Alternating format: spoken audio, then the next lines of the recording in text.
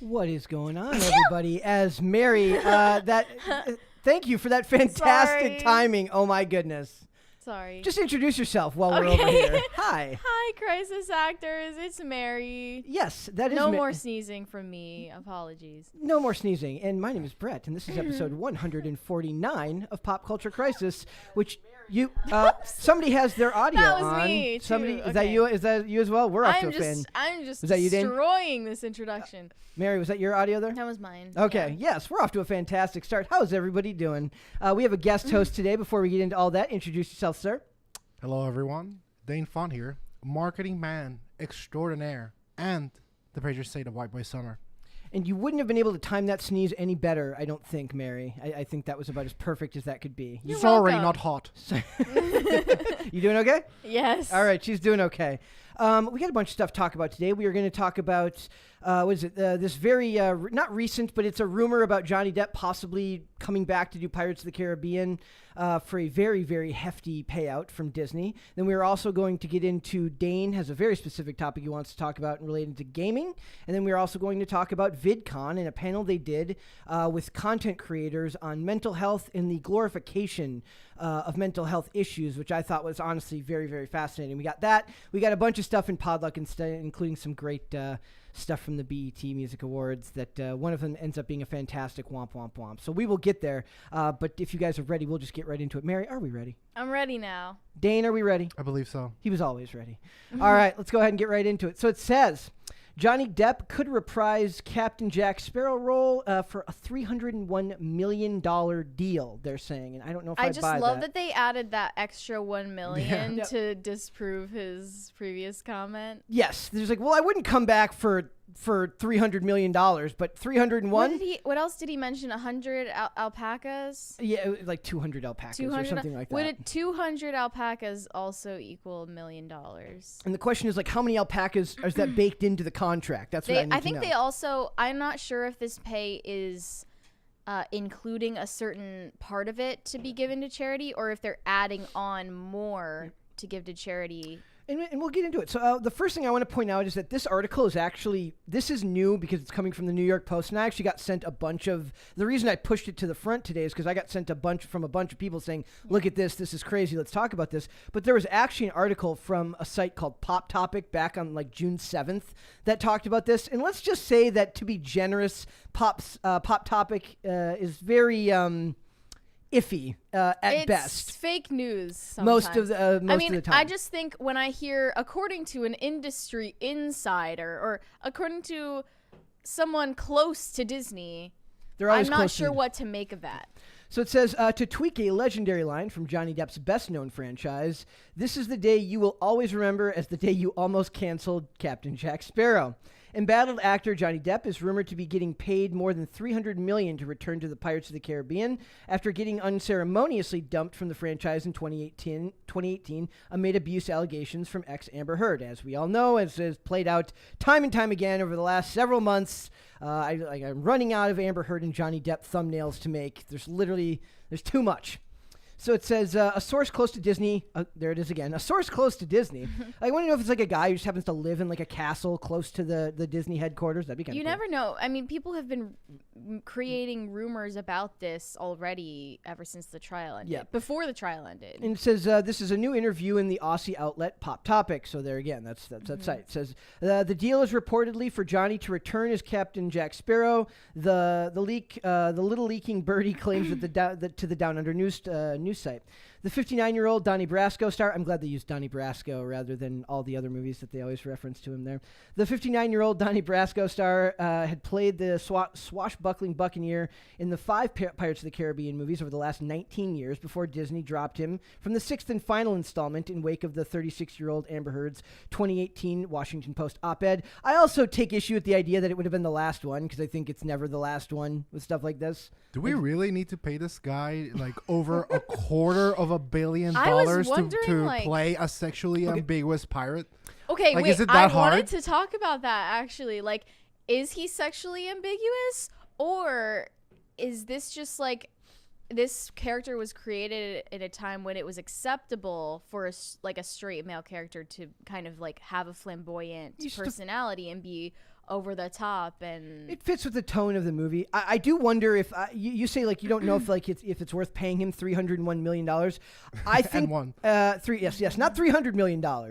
Like maybe he gives the $1 million to charity, gives it back to Amber Heard. Good for him. He gives So my question is like, could you ask for something with more promotion? Do you know how many people will go see this movie now?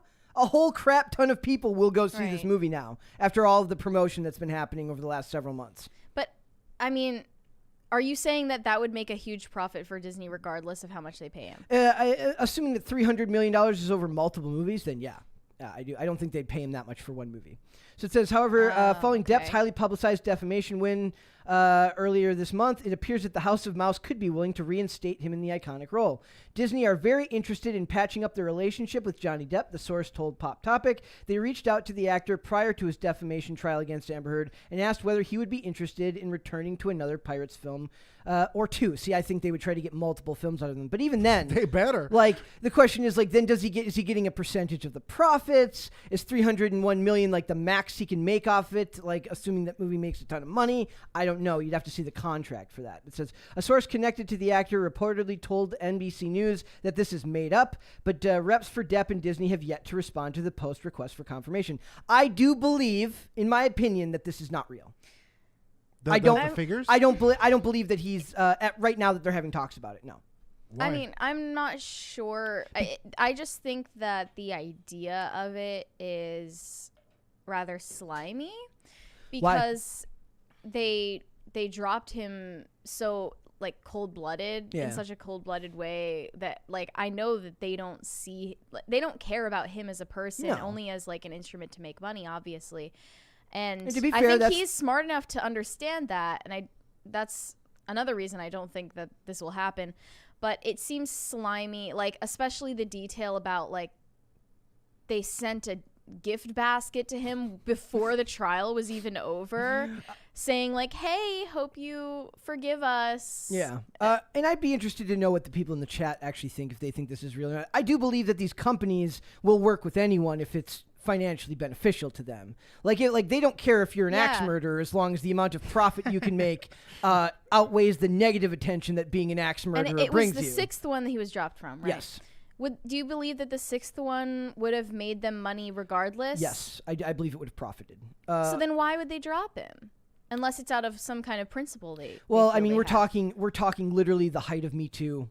The launch of that phase, I think that they might have reacted negatively in a way where nowadays we're 8 years into cancel culture, and they're learning. A lot of these companies are learning that you need to just kind of hold your nose for a while and let the bad news pass. I mean, studios are still hiring Ansel Elgort all the time, and he had a bunch of stuff coming out about him. I don't know if I believe any of that. I'd have to re-look into that. But he's still getting a lot of work. He was just in Tokyo Vice.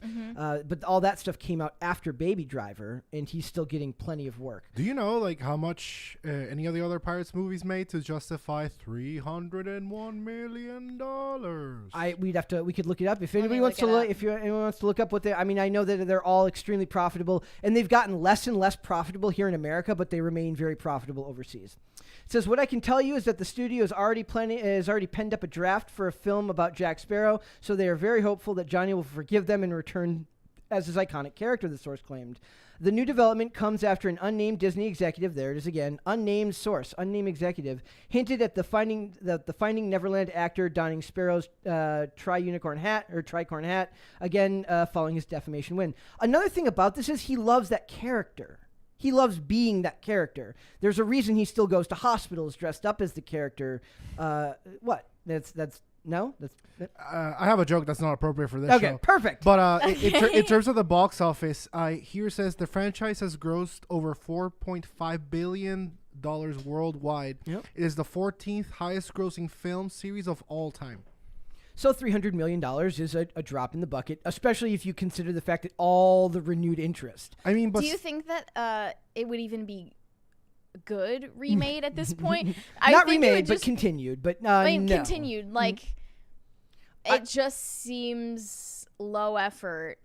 Yeah, well, that's the thing. They don't have to make a lot of effort in it, and Disney's not a huge fan of solo-led movies these days. Anyway, they're much bigger fans of ensemble casts. So I don't know how much effort they'd put into it. I know that the fifth one did not get very good reviews, but those movies continue to do well overseas. So at the very least, they're going to see it making a lot of money. Johnny Depp seems to me like someone who prides himself on what he perceives to be his like artistic integrity, and I just don't think he would want to be part of such a blatant cash grab. He has more money than he could ever imagine what to do with. Yeah, I don't think that you can throw any number at him that would instantly change his mind. But that's what I'm saying. I don't think his artistic integrity lines up with I think that he has artistic integrity, or what he believes is his artistic integrity, but his love for the character, for what it means for other people, I think outweighs that in a sense. The fact that he loves that he is that character.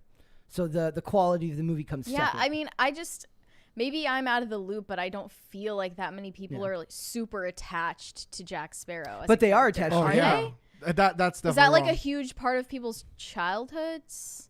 Not even childhood, like people of every age, like pretty hard for that movie. And when you think about it now, with all the free advertising they're getting on social media, like I said, there's all weird TikTok trends and Instagram trends that are coming out revolving that character because of all the attention that came from the trial. So you said you think it's fake. Do you think this is like put out there by his publicist so that it catches traction? What I meant, I shouldn't have said fake. What I'm saying is that this article, the original article from Pop Topic, came out on June 7th. So the trial wasn't even over yet at that point, right? It was, or it was coming to a close around that time. Does anybody know what day the actual verdict was on the trial? Oh, I forget. But it would have been like probably around that time, the beginning of June. So I think that at the very least, it's a good way to gauge interest. And it's just interesting to me now that it's finally getting picked up by mainstream news sites when none of this was on any of them earlier. Like I said, I don't look at Pop Topic as a very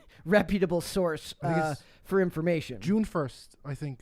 Okay, so this came out a week after. Gosh, my God, the month has flown by. Sorry, the trial officially ended at Friday 27th, but I think perhaps the verdict came in June 1st. Okay, somebody in the chat might know that. So it's They were trying to do like last minute deliberations. Yeah. It says, during the defamation trial, Heard's attorney, Brett Hoff, asked, is Disney aware that Mr. Depp has testified under oath that he would not take another Pirates of the Caribbean franchise role for $300 million and a million alpacas? The whole courtroom laughed at the outlandish claims by the disgraced former small-town model's claims. That's very mean characterization. To Brett Hoff? Yeah. Yeah, I mentioned that earlier. I thought that was like very personal. Again, another reason why I'm not a huge fan of this website. It says Disney are prepping for a deal for $301 million that will include a sizable donation to a charity of Johnny Depp's. So Johnny Depp's choice. Maybe that's how they get him, because they want to continue his ability to bolster his image that he's rebuilt so effectively in the last couple of months. Maybe. Yeah. If anything, I think if he took this deal and continued the character, it would hurt his credibility as an actor. Like, it just seems like if you can put a price tag on yourself. After what he said. Now, it would be interesting, apart from whether you think you should do it or not. Remember, they were talking about having Margot Robbie do her own, like they were going to have a Margot Robbie-led Pirates of the Caribbean movie. Maybe they do the first film with him and they introduce her character, and then they launch hers in the second film. Oh, yeah, that would make a lot more sense. Yes. But I still don't think it would be very good. Overall, I just wish that they would put it to rest. I don't want either of these things to happen. And they're also saying here, it says it's not just Pirates of the Caribbean 6, but also a spin-off Disney Plus series. And we all know that the Disney Plus series all look cheap and don't have the best look to them. So I would be interested to see if he would be willing to do that to kind of, it's not like Margot Robbie's career needs bolstering. She's one of the biggest actresses in the world today. But it would be interesting to see if he'd be willing to come back specifically for that, if maybe he finds that giving a that giving a bunch of it to charity would help keep his image afloat. Yeah. And like I said, I think he loves playing that character. I think he loves going and doing the Jack Sparrow run through hospitals to make kids everywhere delight. So dude, I can't wait for him to come to the movie, be with Margot Robbie, hook up with her, marry her, and have the exact same thing happen to him. Like that he gets canceled, and that he has to be like performative and nice, and Court is like, ugh. He comes in, he's like, you wouldn't happen to be capable of writing a passive-aggressive op-ed, would you? Like, no, you don't like writing op-eds? Okay, well, maybe we shouldn't get married. He wants to, maybe he's just a glutton for punishment. He wants to do it all over again. Oh, I mean, gosh. it wouldn't surprise me. He's like, you know what? I got that first-time feeling every time this happens. So, do you want to go ahead for a super chat there? Yeah, Bad App said, I can't wait to see Karens of the Caribbean. Same. Pirates of the Caribbean? Yeah, Caribbean. That's what they should do. We should just do that. And she gets the haircut. She's got the swoop in her hair. And the whole movie is her like eating at a Pirates of the Caribbean themed restaurant and asking to see the manager. Margot Robbie? Yes. It's she actually, would play a fantastic Karen. She gets to ask for the manager of the Pirates of the Caribbean restaurant at Disney World. She's too to hot please to let be me see Karen. let me see the manager. You think she's too hot to be a Yeah. No Karen's hot. You know. Well, by the time it comes out, maybe Brie she'll be. Larson. You think Brie Larson's hot and she's a Karen? Yes, okay. guys. So- Maybe we She's we, woke. She's we- not Karen. we I mean, get I the- don't know. I don't know anything about her. We get the chat going because Thank you. Dane is a fan of Brie. Okay, no. Do Dane we is want to not- start this? No. I just think she's hot. Dane is attracted to Brie Larson, and it is what it is. Sue me. It's a it's a beautiful thing. It's a beautiful thing. We are what we are. More super chats. Unavailable ID name said, having Margot doesn't make sense. It would make more sense to have Zoe Saldana take over. She's always a part of the universe. And Zoe Saldana is like still like one of those very, very, very reliable actresses that never gets into any trouble and just has a very good reputation. At least as far as I remember. Like she always comes off as a very, very like team player whenever she makes a movie. You don't hear a lot of stuff about her coming out that makes people angry. Yeah, but like none of her performances are like wow. Yeah, Incredible. But I mean, not everybody needs to be like the most standout performance. Sometimes you need that person who just will turn in a good performance every time. I agree that not everyone is like a Chet Hanks of the world, but like That is true. I mean, if we can't. What if they just have Chet Hanks become Oh Jack my Sparrow? God. Chet Sparrow. from your They're mouth the to God's two ears. canceled men that need to come together. It's Chet Hanks An is canceled. unstoppable Chet duo. Hanks is uncancelable. Exactly. He's like beyond like people's perception. Well, I guess now Johnny Depp is uncancelable. I mean, he was canceled. He kind of is though, He's because now if something uncancelable. happens that like you say he actually does something awful, Yeah. everyone's going to be like, no, No, come we're on. done. Like we're done with this one. Or no, or would they come out and be like, ooh, I don't know. They said before, and we gave him the benefit of the doubt before, but maybe now he's guilty. Nah? I don't know. I think people are on his side forever, no matter what. He won the public opinion. Yeah. All right, another super chat. JD said he basically rewrote Sparrow to be a cartoon. The interview about it is interesting. Originally supposed to be a swashbuckler. Also, he keeps the costume with him for emergency kid visits and stuff. Yeah. I'm sure he loves being the character, but Like John Cena loves to go and visit. if anything, like continuing the franchise would just water down the character. Yeah. Guys, what does swashbuckler mean? I don't actually. I mean, I can tell you that it I has thought something it was to do with something pirates. negative. It has something to do with pirates, but it's Hold doesn't on. that just sound like a term that would be canceled? I just Googled, Doesn't it? Doesn't just it just sound Googled like was it? I just Googled it, and I feared that Tim would know the things that I'm A Googling. genre But of European adventure literature focused on a heroic protagonist stock character who is skilled in swordplay, acrobatics, Perfect. possesses chivalrous ideals. That has nothing to do with I found like, something else. We, I mean, it's similar, but it's like a person who engages in daring and romantic adventures with bravado or flamboyance. well, he's both of those. So basically, me. yeah. Swashbuckling Dane. Swashbuckler Dane. That's your new name. Yep. And by the way, we have what we had. I don't think the super chat went for that last one. I don't think it went There's for the another third one. one? No, the third one. I don't think it went. So I'm Oh, okay. I'm owning up the tab there. there you We're- go, JD. We're good now. All right, so let's move on. We're going to talk about Dane. Dane, you got this one, right? We're gonna talk about me. We're going to Talking- talk about Dane. So I'm really cool and incredible, and a but, whole segment on Dane. I mean, it'd be pretty sweet. But that aside, allow me to read this titillating title. Valorant is planning to monitor voice chat.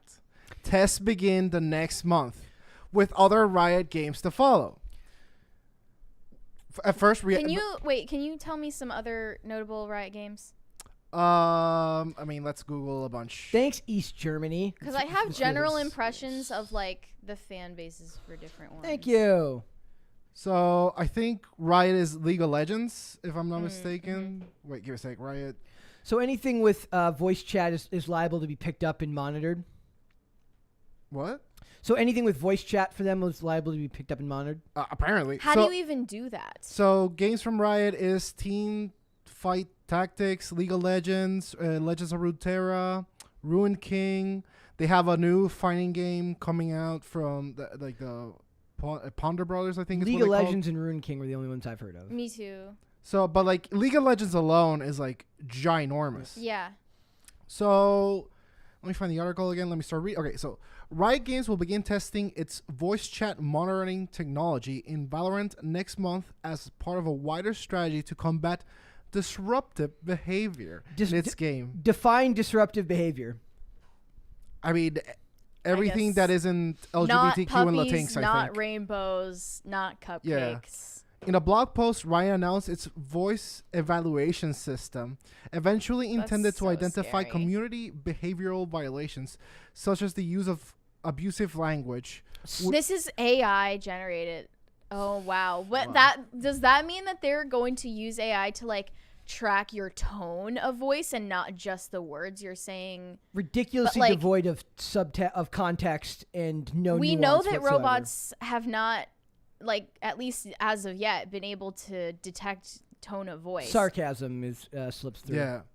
So, okay, let's just get into So it. scary. The first thing that I want to say is that is nothing sacred anymore. Nope. Is there a single place where good old boys can call their friends morally and mentally reprehensible No. in jest? That is like 90% of the communication that we have here, like when we're off camera, and 70% of the communication we have here on camera. You know, there is nothing funner. Yeah, in transcript, the way we talked, you'd think we were all hated each other. The way we talk in transcript, if off air. You'd also just think we're like bad people. yes, we're awful people.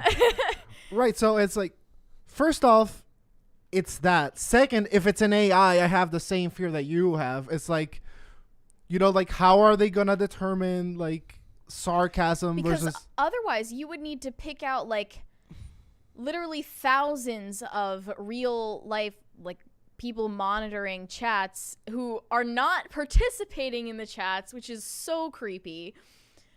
I may be creepier even than getting spied on by a robot. People who are just Who in would the then chat, make but their not- own independent calls of whether your private conversations are appropriate No and inclusive enough. This quote is, they said, this is brand new tech and there will for sure be growing pains, but the promise of a safer and more inclusive environment for everyone who chooses to play is worth it. Very I don't think terrifying. it is. No, it's not. You're taking away the safety that comes with privacy. Remember, I mean, I don't know if you guys have been paying attention. Like, the same stuff's been happening with the fact checkers have been working in overdrive lately. Like me, who posts very little in the way of, like, stuff that's willing to get fact check online. I just don't. But I posted, like, 2 memes that just happened to be about, like, the price of gas. And both of them got fact checked by, like, Instagram. And that's the same type of AI that will be used to Yeah. track down this type of speech. Right? Like, I posted a picture of like a newspaper clipping that like happened to have a headline regarding like Pfizer, yeah. and then it gives a fact check.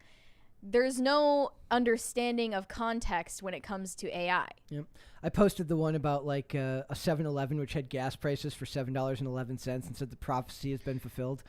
And then it's like Instagram missing had to do context. its own little actually. Well, fully, yeah. Listen, as a guy that's been playing online since pretty much like the original Xbox, like I can attest to the fact that like Xbox Live in particular and like pretty much any gamer chat you get into is morally like reprehensible. But that is part of the charm. Part of the culture. Would you call that like a version of locker room talk, but for like the new generations? Kind of. Basic, yeah, lobby that's- talk. Yeah, that's actually like an incredible description of it, actually. But the first thing, there's gonna be workarounds around this. Like, have you guys ever heard of Discord Yeah. or Skype? Jake's on you, then that means like no one is gonna use like your innate like chatting ability. Everyone's just gonna hop on Discord with their friends and talk as they see fit. I see this like backfiring. By the way, like how much of their demographic that plays like a shoot, like I'm guessing Valorant is like a shooting like type game.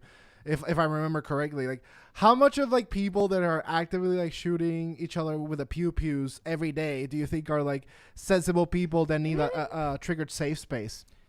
Not a lot, That's I'm guessing. That's a really good point. Yeah. I mean, you have to take into account the reasons driving people to play this game. Yeah. Right, so this is like, yet again, another example of media companies making things so broad and so unspecific they please literally no one. Well, that's what I say. Who is this for? Like, who are the people that are complaining about this? This is for Kotaku writers so they can make like a post on Kotaku is like, Valorant is taking great steps ahead for blah, blah, blah. Like, no one cares. As Anita Sarkeesian comes in, it's like, Yeah. but you could make more changes with my help. You know what would be the funnier thing? Like, if Anita Sarkeesian jumped on any one of these chats, this woman is like morally reprehensible, so I'm sure she'd be the first person AI banned I wonder from there. I wonder if any of the people who had like very, very hot takes about something very specific that happened on Friday, with all the celebrities with their hot takes about Roe v. Wade,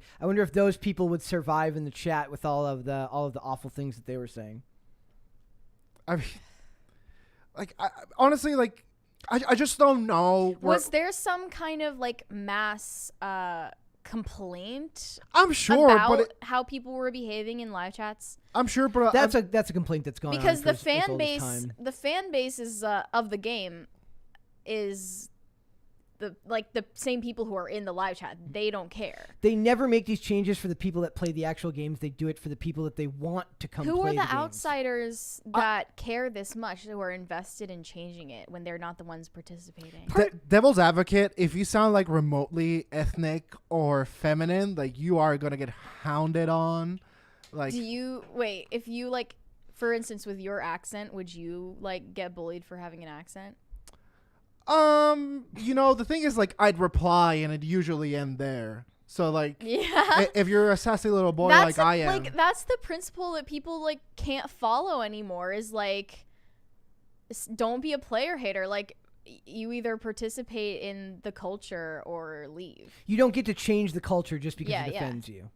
Yeah. but it's like, Thank you. like, get woke and go broke means nothing to these people. Like, just for example, like, this weekend there was like a I mean, I want to say a large video game tournament, but they lost literally 1,000 entrants from one year to another, like from last year to this year. It was called CEO Gaming 2022. It's like one of the largest like fighting game tournaments ever. Everything was like super woke, super diverse. All the commentators refer not only to the players but the characters as they. What? Yep. I'm telling you, like, literally the commentators like, what a great attack by they. Oh, like, I can't believe to see what them are gonna do. It's like, who? I think you meant what them are. What a great attack by them.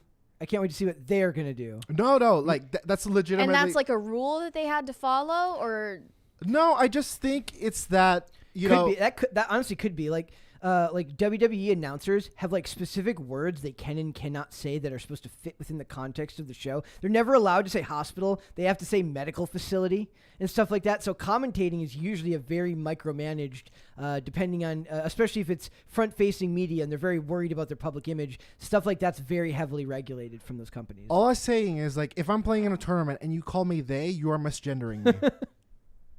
Is that not the crime? To misgender someone? So it's like how many concessions must be made? Like, now literally everyone has to be like dealt with and talked about as if they're part of the LGBTQ community. Yeah. Well, that's the world we live in now. And it's what you say all the time. Like, every single space now, everyone has to act like they're like the president running for office 24/7. No one comes to gaming to be polite. Nope. People game to play, have fun, joke with their boys and girls. To not be on guard. Yeah, for real. And part of this is also the fact that we're making spaces where there is no such thing as a space that's designated for one group of people anymore. Especially not for men anymore. Let's say like you're not allowed to have the girls can have the Girl Scouts, but you can't have the Boy Scouts.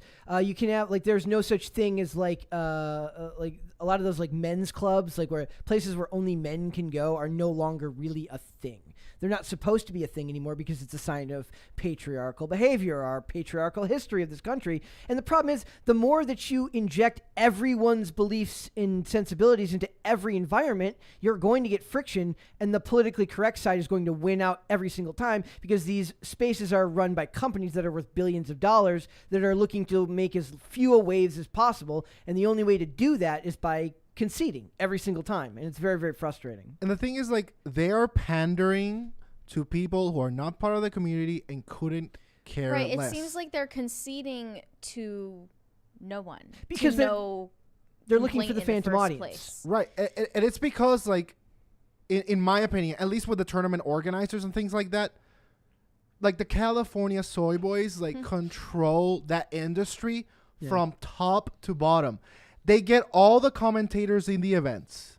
They take care of all the rules. Like, could you imagine any other event that's hosted in Daytona, Florida, out of all the places in the world that has a mask mandate in 2022? My brothers in Christ. Like, what is going on? And they're literally losing 1,000 entrants. That's so much. Listen, you got to pay venue fee, which is like $50, and the entrance fee for the games, which is like $30. You're losing at minimum like $80 times 1,000, and some people enter like 3 to 4 games. So plus the beers they consume, plus the money, like the food they consume, plus the water, and the money I spend there is like they're just like woking themselves to bankruptcy. So also I want to point out here, so with the part about like helping train our language models and get the tech good enough to place into a beta for launch later this year, does that mean also like that's beyond the fact that people can just complain to mods, right? Like you can still just turn people in for poor speech? Oh, I'm sure. Yeah. Like, but that's always been that way, and honestly, sometimes you need it because it seems like they just can't leave well enough alone. Like you already have a method, however inaccurate it might be for dealing with this type of stuff, which is where you report someone if somebody says something untoward. But they can't do that. They have to keep going further. They have to keep encroaching because of the like culture of it that has been built. The irreverent, maybe like mischievous culture that has been built by the fan base. I feel like the only thing that you'd be justified in reporting maybe is like incitements to like real life violence, or what about maybe like personal information. Like Yeah. that seems like the only thing. What about the idea of just having like room, like look, if you're more sensitive, you can go to this. You can, do you know what I'm saying? Like This is why we need separate girls and boys live chats. I think that would help a lot of people out. dude, use the ban function, use the mute function, use the kick function. Improve your algorithm to the point where it's like this person gets kicked out of and muted out of matches, like 5% of his matches. Thus, it's probably easy to assume that it's a controversial player. For example, let me just give you an example of how this can be done. In fighting games, something that's been an issue is that sometimes you're in a ranked match, and the player, before losing, quits the match. Yeah.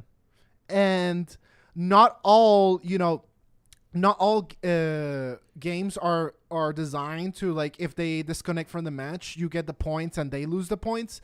Usually what they do is, like, if they both go in neutral. However, Warner Brothers, who like designs Mortal Kombat, does this. Sorry, NetherRealms. If you disconnect from your matches an X number of times, you get pulled from the regular pool up to like a separate category of person that disconnects a lot, and they put a little icon next to you like, hey, by the way, like this, if you're playing this person, he's likely to disconnect. And that way he's like he or she, whatever, is like marked, and you know like what you're getting yourself into. But they can reverse it, right? If they stop doing that. That I don't know, but like usually like they don't. But like hopefully the good thing would be like if you like stop disconnecting, and then like the percentage of times of which you have disconnected versus not disconnected, and then you get added to the pool, that would be a good system. But just add something for that. Out of like if a person keeps getting muted every match and kicked every match and reported, add them to a pool of people that all they do is want to talk mess, and then maybe the people that talk mess get like matched up with the people that love talking mess, and then it's all good, you know? Like, who cares? Like, clearly they don't mind, so if they get matched with someone that like likes talking like, I feel like they could easily use the same AI technology to match people who are like compatible the way they want to talk and the way they want to play, rather than trying to police everyone's tone and language. But the company understands that much better. And they understand that they're going to fail miserably at this because like they're literally putting in disclosures like, we understand that along the way like some things are going to go wrong. Yeah, a lot. Like AI, anything that has to do with AI, and like, by the way, so what I learned in my master's degree, remember I am a flying golden god for liberals. You are. Thank you. Is that we understand computers, they don't understand us. Yeah. At all. So this is doomed to fail. Like there is no way where this doesn't fail. Super chats.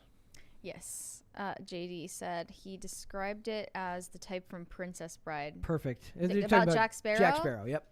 Yeah, that makes sense. Yep. Also, this isn't a super chat, but Dustin said monitors are precursors to the ban hammer. Yep. So do you think they're going to just start like mass banning people? I'm sure they already are. Soci Hobbit said, how much do you want to bet that Discord and Skype are either already monitoring the voice chats or are in the process of doing exactly what Riot Games is doing now? Oh, I'm sure. And plus, that's probably baked into the to the TOS. Well, if they do, another alternative will rise up, and you will lose your user base because no one has the sensibilities that you do. I mean, you can say that, but even like in the context of big tech companies, the alternatives are never the same quality. It's literally baked into the name, alt tech. Like it's given into the template. Like, do we post our videos to YouTube? Oh, and to Rumble. And then it's always and to this site. It never grows. Like, it'll be clunky. Yeah, it won't work the same. I mean, that's what they said about Instagram at one point. You know, it's like, it's Facebook and Instagram. And, like, look at it now. It's like Facebook bought Instagram. But that's what I'm saying. But, like, it was like Facebook's a parent company. Instagram is the sister company. And now, like...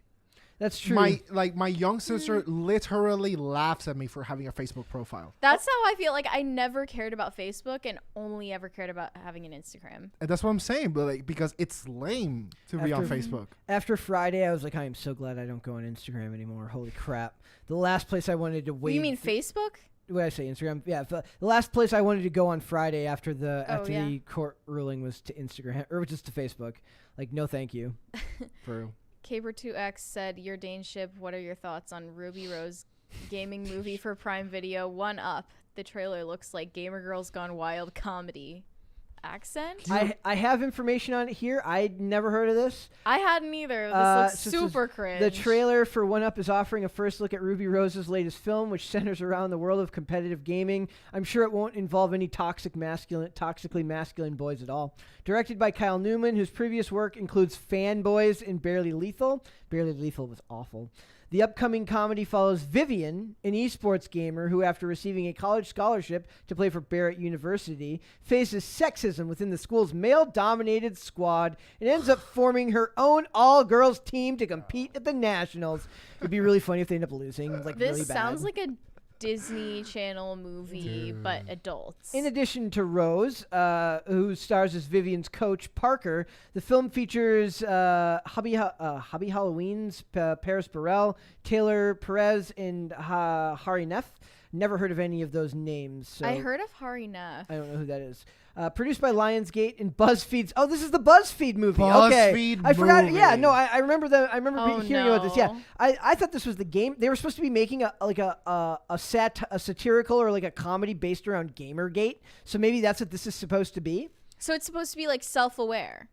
The original concept for it was. Yeah, I don't know No how way. self-aware this actually is.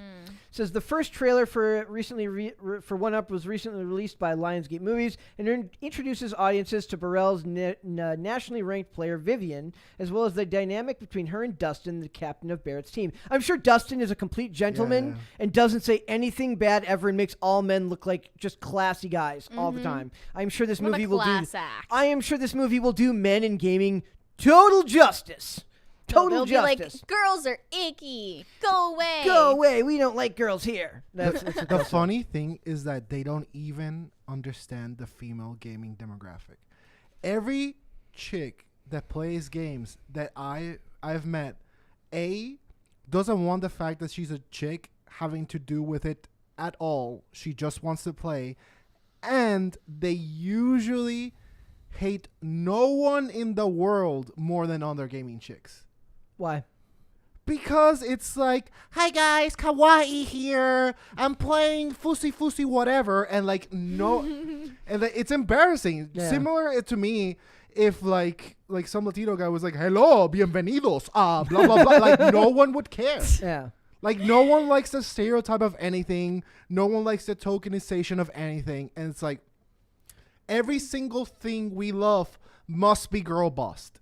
Everything. It's all girl bossed. Everything is girl boss. And it's like, do you guys not I like don't know. money? A satire of Gamergate would maybe be kinda kind funny. of funny, but this doesn't That's seem not like gonna it's be what that. Yeah. By It BuzzFeed, Mary. involves Ruby Rose. Yeah. For goodness BuzzFeed. sakes, with a buzz cut. I wonder as if well. Ruby Rose is healed up from her injuries from Batwoman.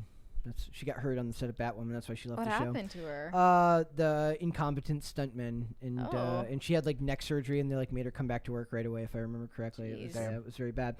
So also, it's not like anybody ever bought her as like a superhero, given that she's like 5'0" and like weighs like 80 pounds. So we will see where that movie goes, but I have less than high hopes. But maybe that'd be see again. I can't drink, but that might be a fun one to drink and watch and review. So, to Lord Caper, I don't know, bro. Sounds sus as hell. That's my official opinion.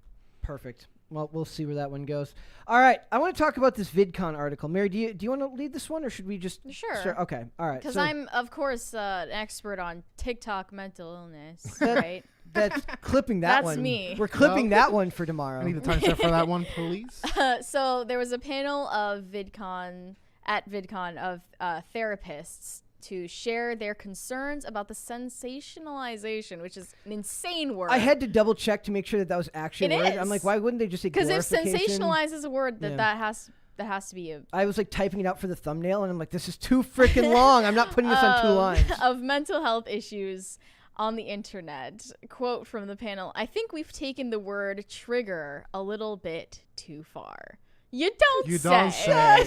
Just a tiny bit. So, like, there are some TikTok therapists. They're kind of grifters. They make a lot of videos giving mental health advice and talking about different diagnoses and the criteria for them. Everyone in the comments is like, oh my gosh, that's literally me, or that's literally the person I know. The funny thing about this is I used to, like, when I was posting my skating stuff every day, when I would do the audio on version, which was basically me documenting my day and kind of talking about my mental health struggles while doing it, I would tag mental health and mental health awareness in there, and I would get like ads from just the funniest like accounts of like doctors like, let's talk about this, and I'm just like, you should probably go see an actual doctor. I'm talking about my experience. I'm not telling other people how they should behave, which is very, very different. Dude, if you're a therapist, business is a booming. Oh, For when you see the sure, yeah. percentages in here, it's insane. Like, some of these chicks have 87 personalities. Like, you could charge each of them as like an individual. It's like, hey, listen, everyone. different insurance for each one of them. Yeah, for real. Keep going. Yeah.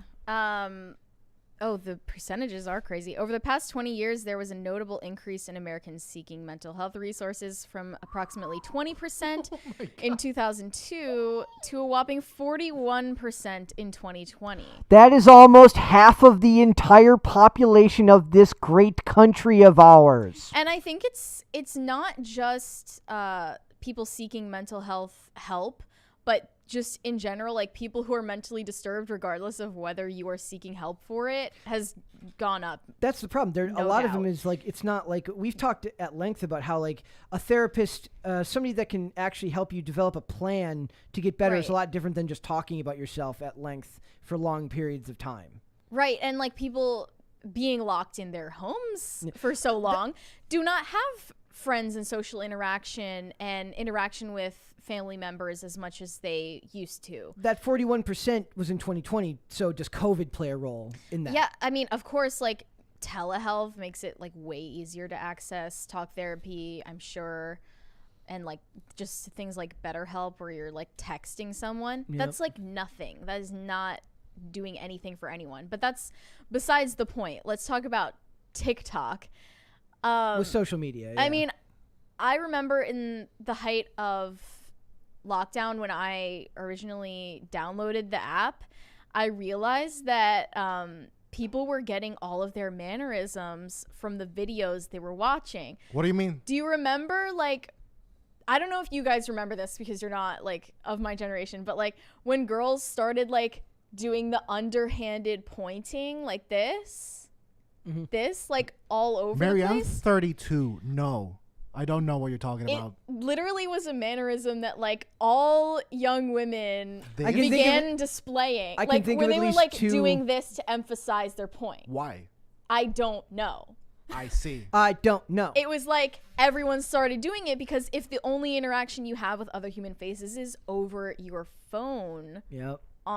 looking at a TikTok, you're going to start imitating what you see. So do we believe that this is because of a rise in the acceptability of talking about your own mental health struggles, or is it simply It's too acceptable to talk about your mental health struggles. to It's people that way can't help too you? I mean, yeah, like because you're sharing just for the sake of seeming vulnerable, like in a healthy way, but it's not healthy. If you're not actually Like, actively working to get better. So like another thing, they spoke on topics like what was it? Like Imposter syndrome rings true with Tourette's. me. Like we got a whole Tourette's is article. on the rise in young girls. We've got this article right here where it says, But it's not. They're saying it's on the rise, not based off diagnoses, but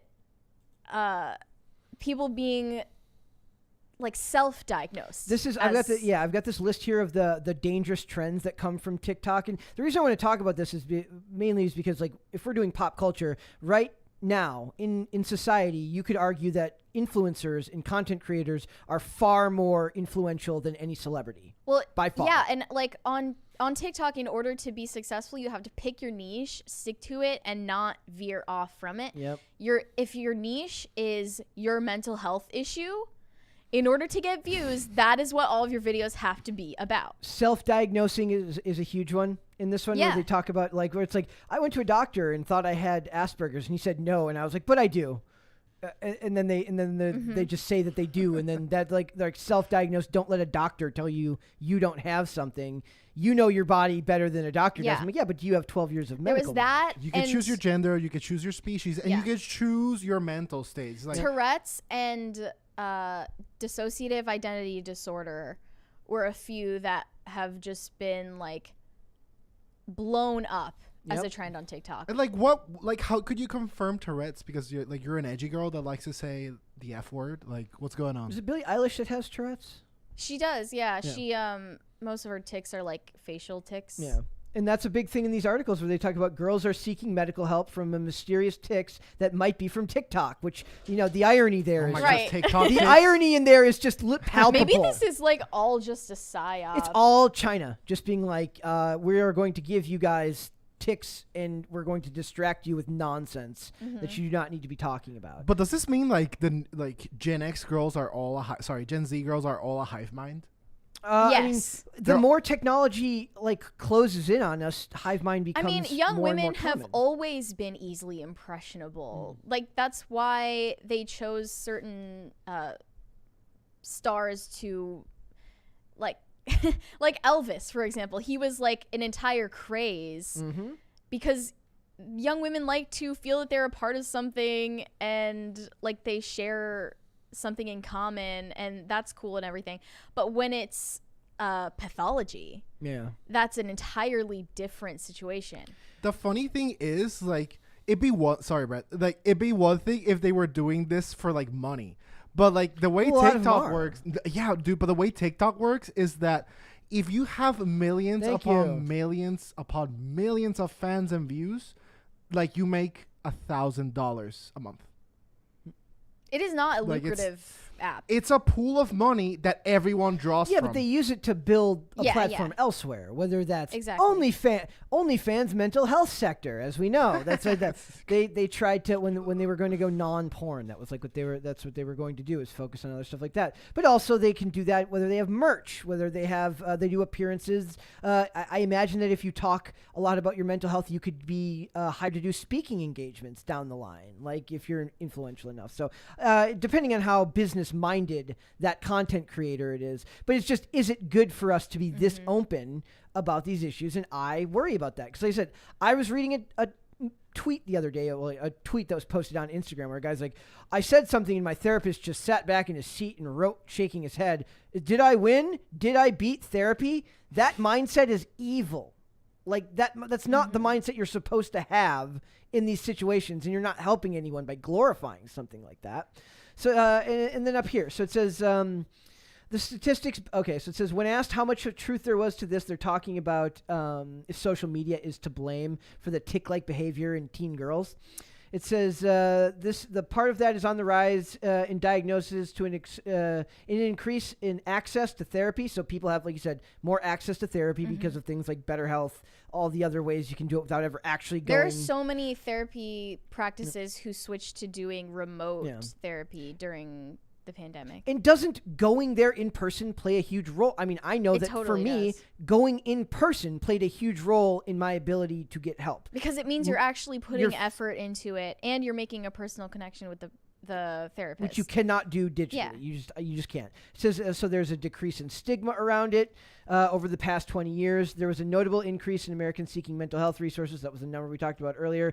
It says, but then they get into talking about content creators, and they say they're not immune to the pressures of social media. They shared their experiences with imposter syndrome, or the feeling of doubt surrounding your abilities and achievements. That's very common amongst people. You know, what was that? Just recently, Jennifer Lopez was like, it was either Jennifer Lopez or Shakira was like talking about how they had imposter syndrome like their whole career. And like, can you imagine being that famous, that successful for that many years and still feeling that way? Like, now imagine being somebody like in the early days of your career. You almost have to be brazen, bold, and like unafraid of looking stupid, because if a very famous, very successful person can feel like an imposter 20 years in, somebody who's just starting out is obviously going to have to counter that but somehow. I mean, the issue with what these influencers are doing is they're promoting the idea that any normal human feeling or like negative feeling is a syndrome, is a pathology, disease of some kind. They always want to pathologize it. Always. Yeah.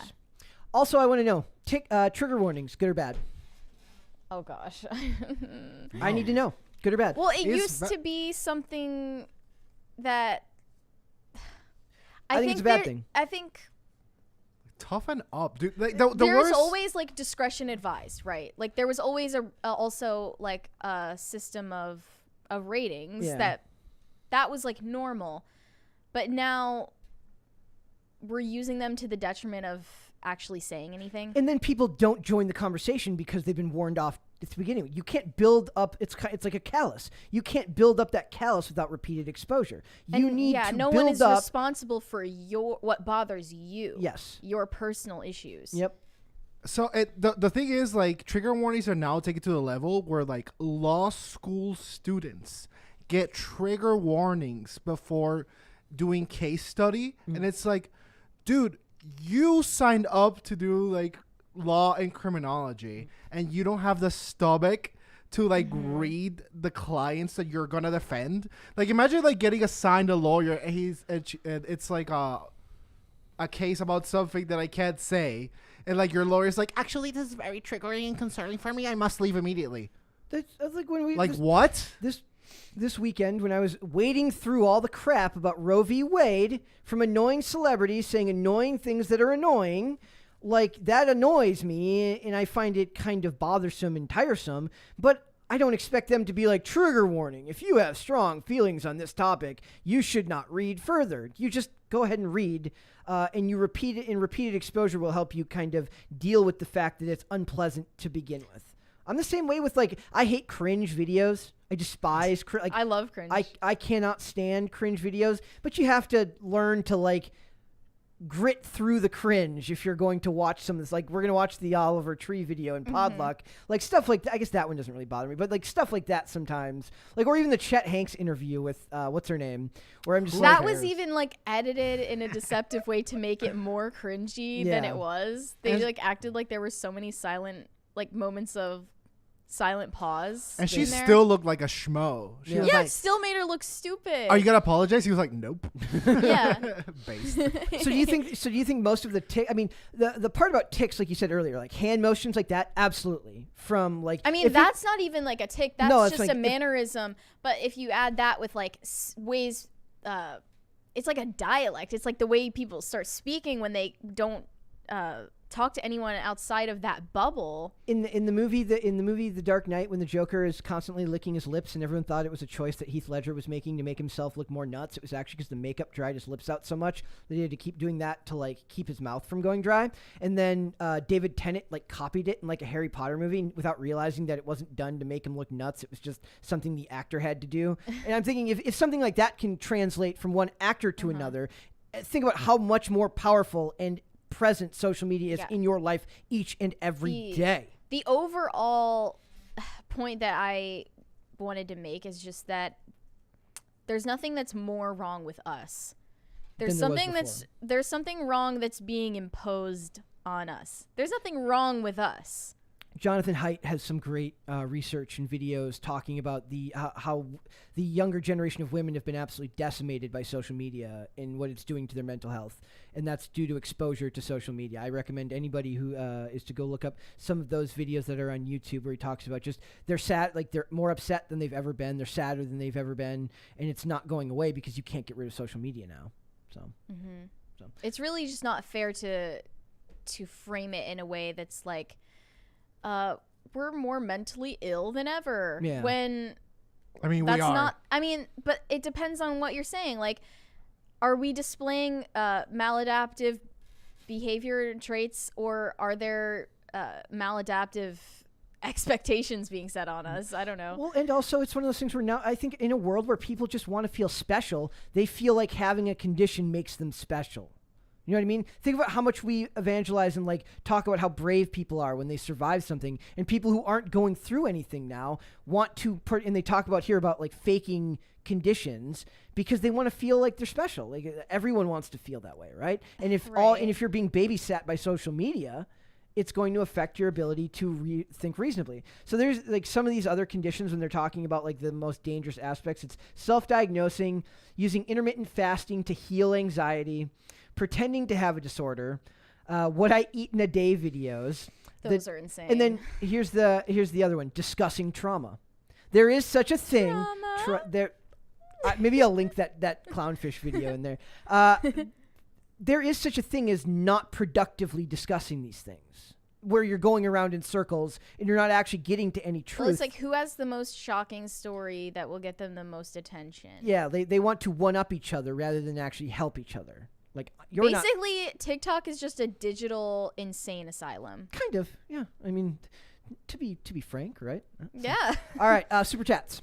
Bad App said, back in the MySpace days, every girl had pigeon toes. Is this true? The hell does that mean? I don't know what that means. It means your feet are pointed inwards at each other. Probably from standing to take your pictures a certain way with your undercut and your very, very heavily contrasted photo and your really bad HTML. We're bring me back to the. See, what we need to get Tom to buy MySpace ruled. If we need to get, Can Tom buy Gab? Tom could buy Tom like when he cashed out. I believe he cashed out for millions and just became like a travel photographer. Can Tom buy Truth Social? That'd be great. Him and Trump just hang out. Caper2X said, as an RN nurse, that sounds like CYA. What does that mean? I don't know what that means. She would after causing it in the first place. We are now reaping the results, and they may fear the repercussions. I'm terrified to think of like. I wonder if maybe we've overblown parts of it because of how much of a hassle, like how many problems lockdown and 2 years of COVID restrictions did to people.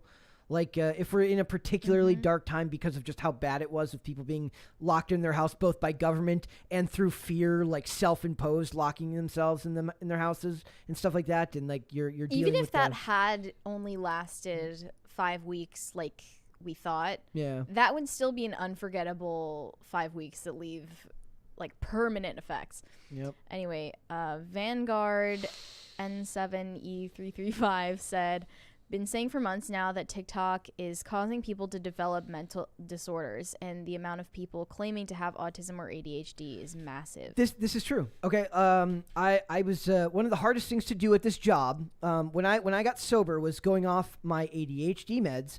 Was realizing how many people, like, there's a huge difference between people being like, oh, I'm like, they can't like sit still for a few minutes. They're like, I have ADHD. Or even worse, it's like, it does feel like people want to talk about how they have Asperger's because they think it makes them seem unique and special, not because they actually have the condition. You know what I'm saying? Like they feel like it makes them unique or special. And that's a totally normal human impulse. To think. But when you... That isn't. Maybe to think that it would make you special. It's a whole other thing to actually do. To want to feel like you're unique and special, because in some ways everyone is. Yes. But the way that you naturally would come to find that validation is by having personal connections, and when that's taken away from you, this is where you turn. So do we have to worry about a whole nother generation of like influencers and social media people, and even regular celebrities now talk about how the trauma of this incident, the trauma of this experience on this movie set, doing this and that. It's the most overused term in all of Hollywood now is the word trauma, which I feel bad for saying. Because but we're like inundated by the slog of life. Like life is sucking right now. Yep. And we don't know how to express that beyond like finding some minor inconvenience and calling it trauma. When exactly. Like daily life all added up together is a massive weight. But I do love the meme that thank you. I do love the meme that says like morning people, and it shows people like getting up to jog. It says me just processing the trauma of waking up.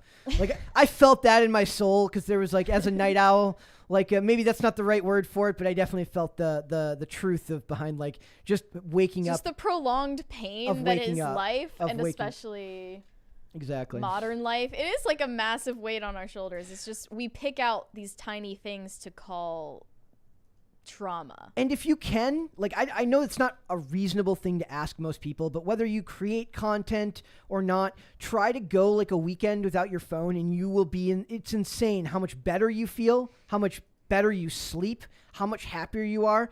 And then you come back and you're just right back into it, and you're like, I can't live without this during the week. Where, you know, whether it's because you need your phone to connect with people, it is almost kind of like a digital prison in a way. Listen, you need to curate your socials very well. Like I by the way, I have to live in socials because of the nature of my job. Yeah. But like even I make sure that at least one of my socials is just memes and puppies. Mm-hmm. Beautiful. Which one is it? My Instagram. I know it's not Twitter. It's like memes, puppies, and recipes. Almost everything I post is just memes. I posted a meme today, or no, yesterday. It says it's like a girl in like a tube top, and she goes, "Who said girls with depression can't wear tube tops?" And a guy responds and says, "No one has ever said that. That nobody's ever said that in the history of the world." Like, what is the correlation? Yeah, well, that's what I'm saying. That's the joke, though. That's why it's hilarious. All right. Joseph said schizophrenia is a mental health issue. Being sad is not. And there's also a strong line to like, where does depression start and just being sad end, right? Like, and a lot of people have trouble making that connection. I've had people here who have asked me like, you doing okay? Because I'm kind of like I live in like a weird neutral tone most of the time, and I can go up and down a little bit, but they're like, are you okay? I'm like, yeah, I feel fine.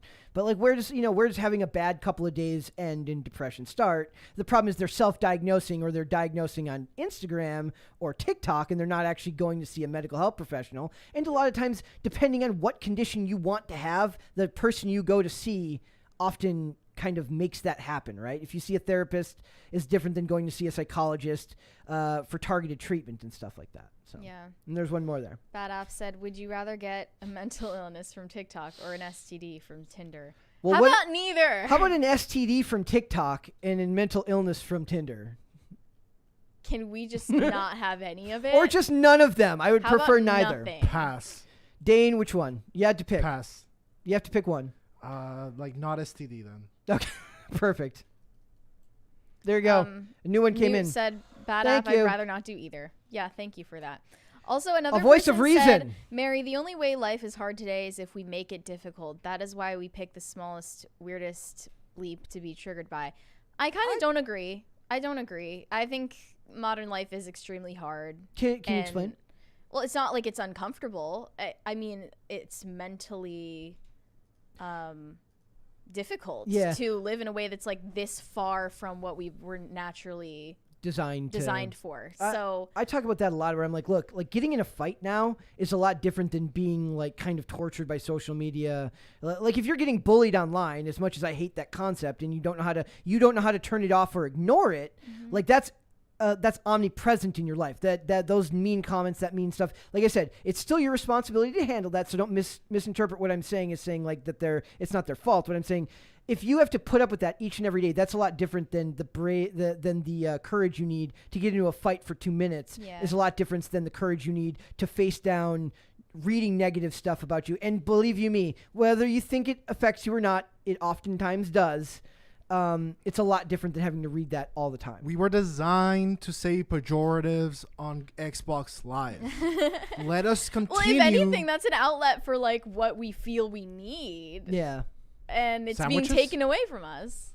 So All right. it's just unfortunate. All right. All Sorry, right. we went a little long with that, Yeah, but things needed to be said, and they were said. I think that's Yes, something Queen. that's... Yes, Queen Slay. Yes, Did you just girl boss that segment? I just slayed that. Slay. I just slayed those super chats. All right, we're going to go to Podluck. We're going to Podluck, and I want to talk about Top Gun one more time. I promise. Maybe this is the We're last not talking time. about Top Gun anymore? No. Oh, Top Gun Maverick becomes 50th movie ever to pass $1 billion. No potluck song? This is just No Podluck song today. I just went Aw. straight into it. Damn. okay. I Guess I'm not needed. Dane, do the Podluck song. Do it. No, I don't want to. No. Okay, fine. Mary, do the Podluck song. I can't do it. Only Dane can Dane, do please it. do the Podluck song. Potluck, Thank you. potluck. That's it. Okay, but this seems Thanks. like a fake milestone. I'm sorry. What do you mean? It's just, I mean, it's the 50th movie to pass 1 billion. First of all, I don't know if that means the same thing it did before. Yeah, I don't know if that means before. Is this whether- adjusting for for inflation? inflation, yeah. Because that actually does make a huge difference. So it says, well, 2019 delivered 9 movies that passed the milestone of $1 billion, including the $2 billion mammoth of Avengers Endgame. Top Gun Maverick has become only the second movie since then to complete the achievement. So since COVID restrictions and lockdowns and old people being afraid to go to movie theaters, young people not going to movie theaters because they're young, it pretty much just leaves Gen X and like older millennials as the people to go to movies, because everyone else, like Gen Z, is like, what the hell's a movie theater? and boomers are like, I don't want to die. Gen Z are like, I don't have a driver's license, so I can't drive to the movie theater to watch a movie. They're like, I can just watch it at home, can't I? On Disney Plus. It's been flying high at the box office since its arrival in cinemas. It almost won for the week again this week. It actually got beat out just barely by the Elvis biopic from Baz Luhrmann, which is kind of getting panned from everyone that I heard about it. But it says Elvis shakes number one away from Top Gun Maverick after dead heat with 31 million plus. So it ended up being 31 million for Elvis and 29.6 million for Top Gun Maverick in its 5th week. But the most interesting part about this, at least in my opinion, is that even with in its 5th week, it's still open at more theaters than Elvis. Oh, that So makes sense. by just a hair, though, it's like at 3,948 theaters, and Elvis is at 3,906. But it still made another almost $30 million, and that's very, very Thank good. you. Well, people were freaking out because they were like, this is Tom Cruise's first movie to pass $1 billion. Yep. But when he started his career, $1 billion was not a current billion. So maybe he already had passed the equivalent of $1 billion. And to be I'm not really sure. And to be fair, like you said, with inflation and all that stuff, but also this is one of those things where if I have the And also the information pulled up Elvis thing, I was excited to see it at first, but now I'm thinking about it, I'm like, I don't really want to go see that. here. Dude, who cares about Elvis? He's I know you're saying that, but like, it's not for you. It's not everything is for me. It's not for you. Unironically, like, it really isn't. I think women are interested in biopics way more because they care about like the emotionality being displayed more than like action scenes. And Yet things another like that. thing pandered for women. Then Well, the argument from marketing standpoint, if I'm correct, right, is that the woman runs the finances at home. So even if the man's the male is the breadwinner. I mean, the idea is that the woman keeps the books, which Women is are why marketed too. in Yes. a traditional family unit, not like the hacky sack commune, you know. Like yes. lesbian. I like to think there's something in between. Thank you. Sorry, what? I like to think that there's something in between a 1950s nuclear family and a hacky sack commune. There must be a better way. Crap. Is our workplace a hacky sack commune? It is. Oh no. There are snacks. Yes, that's like if there's snacks free to take, then it's definitely a hacky sack commune. And Black Phone did pretty well as well, making over 23 million, and I've seen nothing but great reviews for that. That one will probably one I'll wait to see on streaming. Okay. But I love Ethan Hawke. I'm not a big horror fan, but from what I understand, it's more of a thriller, and it's very, very like emotionally intense, meaning like you're going to be on edge of your seat like the whole time, like nervous the whole time. So that would be very cool. So I do think that the fact that it almost became that Top Gun Maverick was almost #1 again in its 5th week after losing the last 2 weeks to Jurassic World, and it's still holding on to its drops there. This week, Jurassic World Dominion dropped 55%, whereas Top Gun Maverick only dropped 32% in week 5. There's something to be said about a movie that's special to people. Remember, that $1 billion is no Chinese box office, and whereas when Joker did that with no Chinese box office, it had like $1 gazillion in free marketing from the news being like, it's an incel movie, and the incels are going to do incel stuff at the theaters, and they're going to hurt people. Why was Joker not in the Chinese box office? I don't know if it was because they didn't include anything that they don't like, right? Well, it's about uprising against authority, I think, from that's a very general theme. but it was not. Somebody would have to tell. It was like right at the time of Hong Kong, of like the Hong Kong protests, and there's that scene at the end. I guess with, inconvenient timing. Yeah, poor timing. So I don't know if like Zazie Beetz' character had anything to do with that. I don't think so. Who? But that's the name of the actress, Zazie Beetz. I mean, I'm I'm assuming that's a stage name. I'm just so glad that Top Gun didn't get a bunch of hit pieces like that. I mean, other than that one from the Hollywood Reporter that's like, is it about the rise of white supremacy? Yeah. Well, that must be what Top Gun Maverick is about. I saw one that was like so idiotic. It was like, people liked it because it gave us a common enemy, Russia. And even though they went so out of their way to not mention Russia, to mention or imply Russia, they had to go and do that. And that's not why people liked it. That is not why people liked that story. It is funny when you watch movies now and how like Russia is it's always Russian bad guys in movies. Like John Wick, it's just random Russian bad guys. Like, why is there a Russian bathhouse? Because they're bad. Because they're Russian and it's a bathhouse and it's bad.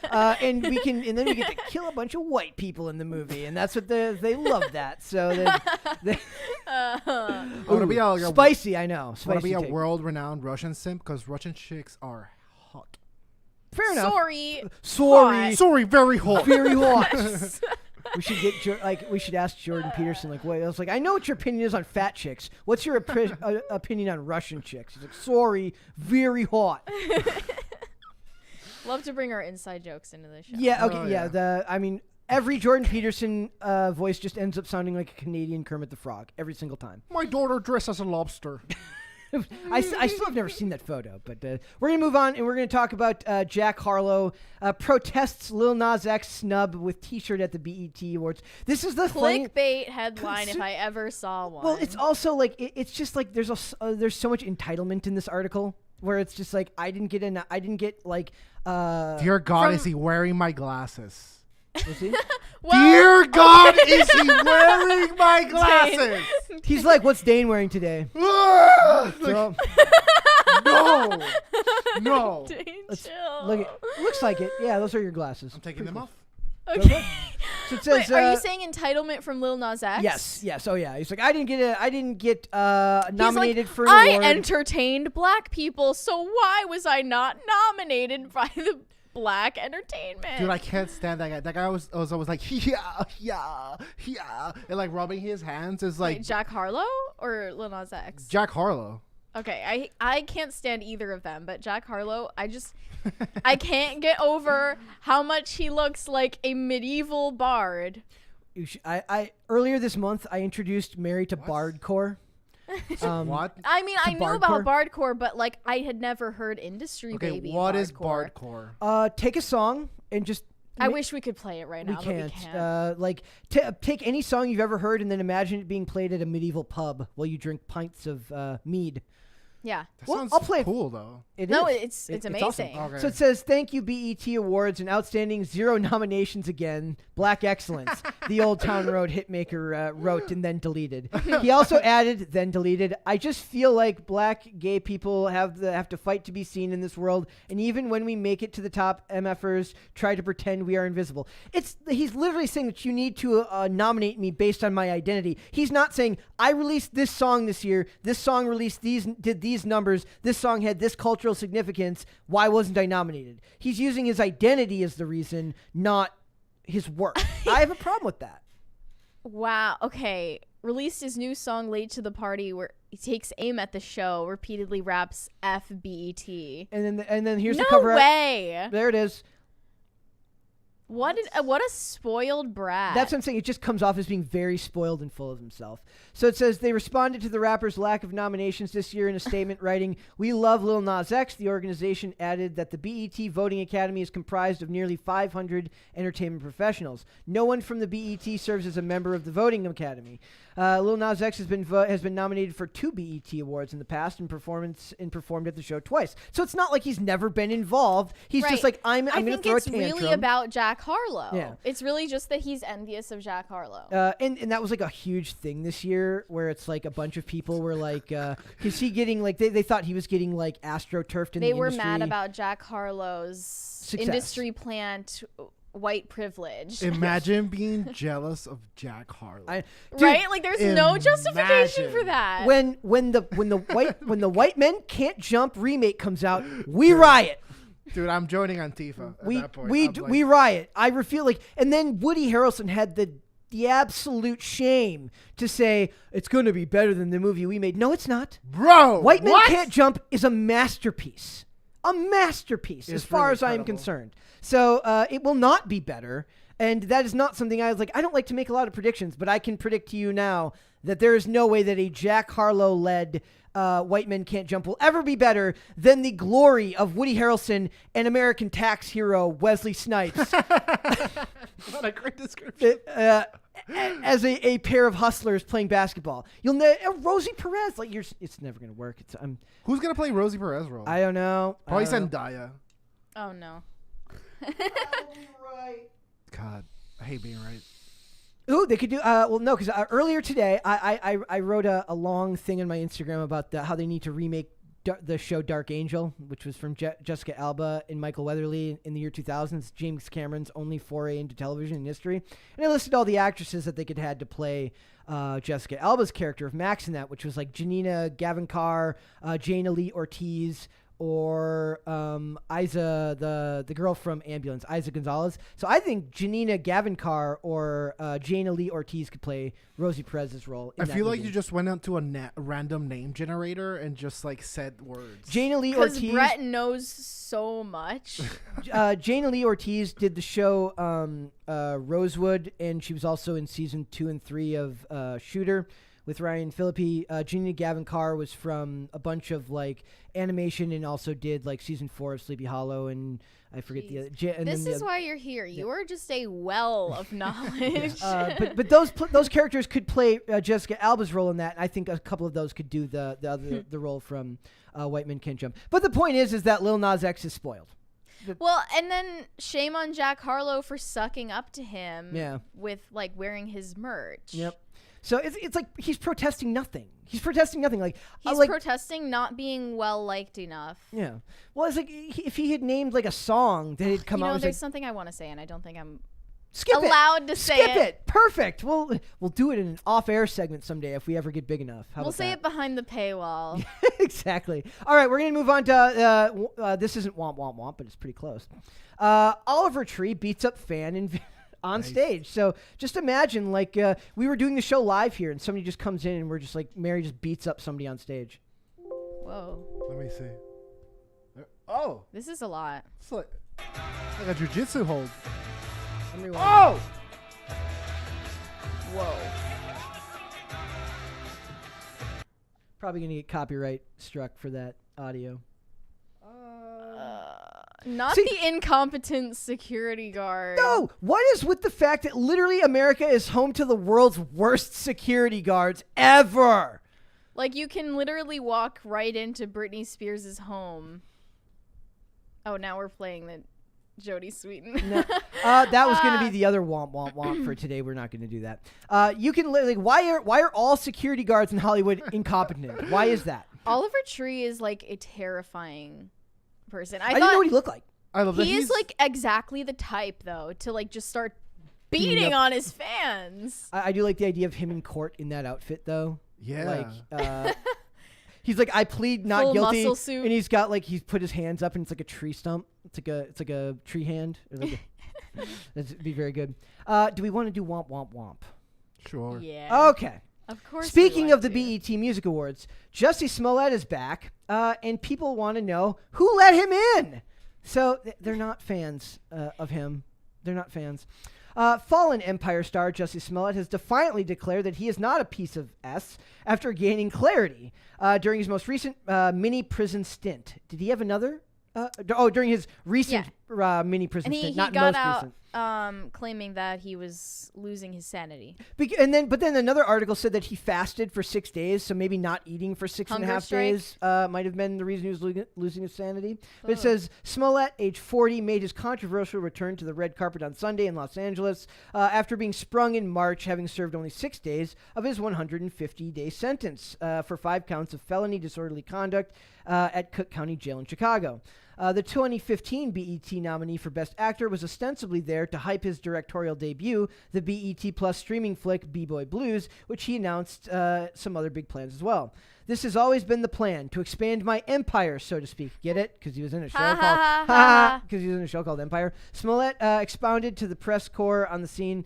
The Daily Mail reported, to expand the level of what I want to do. I got to direct multiple episodes of the show, as well as direct my music videos. I directed all of them. He was also in the unsung hit of the 90s in Minnesota, the movie Mighty Ducks, ladies and gentlemen. He was in the movie Mighty Ducks as a childhood hockey player. He also directed the hate crime perpetrated against him. I forgot about that. Thanks for reminding me. And despite his high-profile fall from grace, he was convicted of paying 2 men to pretend to be racist, homophobic supporters of former President Donald Trump and attack him with a noose and bleach. Smollett still Such seems a weird to thing to attack someone with, like on its face.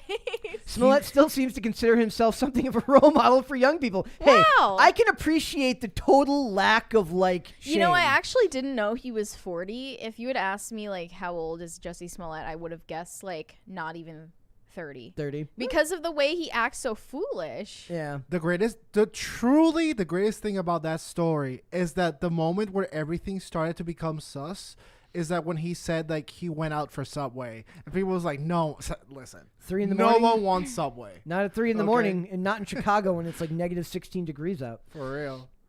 So he wants to be able for to a meatball sub. What can he say? There goes our Subway sponsorship. I know, right, guys? No. No. So it says, after talking about it, he says, many social media watchdogs weren't immediately feeling it, with thousands of people turning him into a trending topic on Twitter, expressing everything from general disbelief to outright outrage. Someone said, this gentleman faked a hate crime and blamed white people for it and got a slap on the wrist. If you got money regardless of race, you have privilege. Yep, money. It says, that's crazy how Jesse Smollett is out and about showing his face like that situation never happened. So he is the womp, womp, womp for today. I think he thought that he was going to be welcomed more freely. Well, that should have been Lil Nas X's excuse to shit on the BET Awards, actually. That Yep. they would welcome him. They would welcome Jussie Smollett over him. He's very brazen about saying that he's innocent despite all the evidence to the contrary. He's like, why would I lie? I think Jussie Smollett is going to write a book called If I Faked a Hate Crime. Here's and how. he'd explain in detail how he would have done so. With like the foreword written by O.J. Simpson. Yeah. Like from his book, If I Did It, This Is How. It would almost like be better if he just came clean and was like, this is why I did it. Like this is, what influenced me to do something so heinous. Honestly, that would be really interesting. Yeah. Like there would be a path of redemption. There's an opportunity for like actual honesty. Yeah.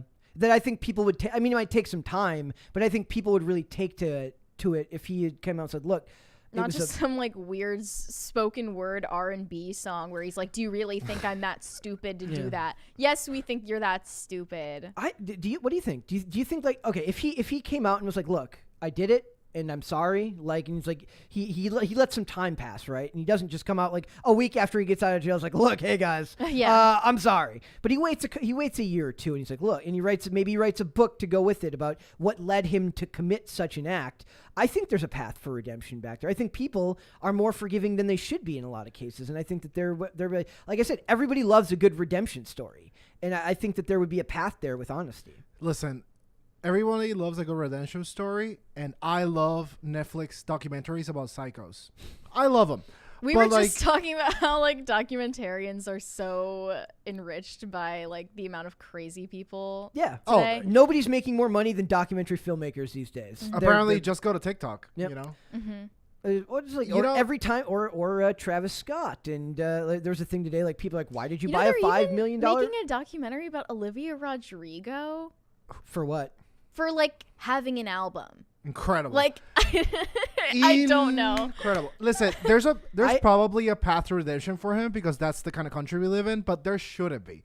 Like this guy, they apprehended someone that fit the fake description that he gave, and he would have let this person rot in jail. I know. This is not a person that deserves any sympathy from anyone. I'm not saying he deserves That's sympathy. a no for me, boss. I'm not saying he deserves sympathy now. I'm saying that with the proper steps. I'm just saying it would be more interesting and less despicable if he were to own up to that he did it and then explain really why he did it. Because I wanted more money for my contract, and I'm a fame whore. Listen, in a Dane Font dictatorship, I rule with an iron thumb, and no, that is my answer. Not an iron fist. Is an iron thumb like a my thumb is so hard, bro. You don't even know. It's all I need. That's for Pop Culture Crisis After Dark. With your thumbs. It says video game. I'm just saying I did 200 push-ups today. On your thumbs. On my thumbs. Super chats. So C Hobbit said, how many years before movie theaters are obsolete? Hopefully never. I don't think so. I don't think so. No, you're paying for the experience of seeing that movie. Of $30 popcorn? Look, when I go to a movie theater, people do it. It's like, I know we were talking about ADHD earlier. I'm literally there for it to like keep me there by financial means. I'm like, if I leave, I'm wasting a shit ton of money. I'm just going to stay. The sound is loud. I'm engulfed in what I'm experiencing. And unless you've never been, the experience of seeing a movie in a theater is vastly different than seeing it at home, no matter how big your sound system is in your house. Movie theaters have two purposes. Number one, taking your kids out for the movie. Number two, when you're 15 and you have a girlfriend, and like the only possible place where both parents will leave you alone. I disagree. That's it. I think there is a strong reason to go to a movie. I also love movies, so that could be like The average. I don't know how much the Yeah. average person cares about but then 4DX and IMAX tickets do pretty well, so people want that experience. And they to don't recline in your chair. Yeah. And, I and don't eat know. my fries from and feel like Warehouse. you're seeing it first. Exactly. Next. Waffle Sensei said, "Can we get a compilation of like 5 different videos of Dane singing Podluck? Make it into an intro song we can play in the segment transition. I don't know, chat. Can we? Can we?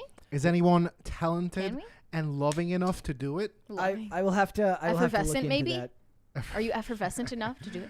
Listen, I'm even more clever in Spanish. You couldn't possibly comprehend. I believe that. Waffle Sensei also said, Bardcore sounds like a Knight's Tale. Sounds lit.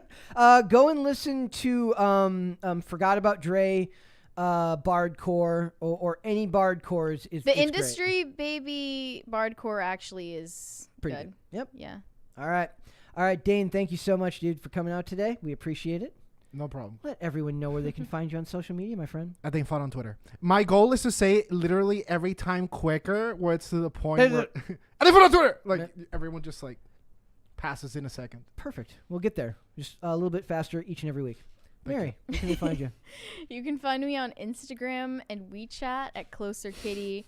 And whenever I post articles on timcast.com, I promote them there. Got anything new coming? I've got something in the works. We're gonna talk about it? It's on celebrities weighing in on Roe v. Wade. We will spicy. She's got a new virus coming from WeChat, I bet. Yeah.